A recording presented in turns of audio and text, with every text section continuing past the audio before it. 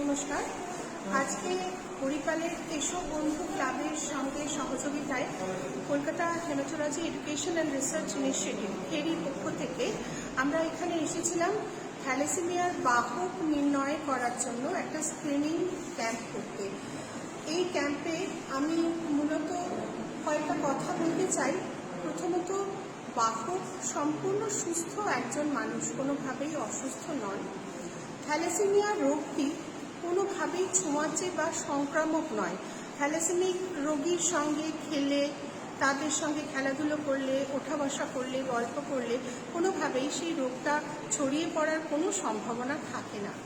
আর আমরা যদি বাহক কি বাহক নই সেটা না জানি, তাহলে আমরা এই থ্যালাসেমিক শিশুর জন্ম আটকাতে পারব না।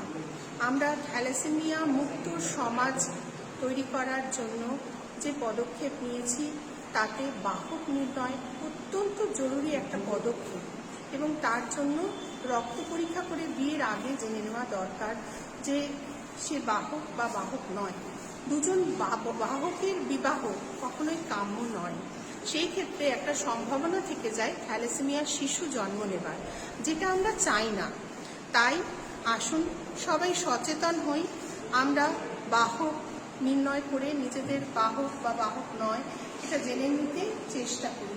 আমি আবারও বলছি, বাহক সম্পূর্ণ একজন সুস্থ মানুষ।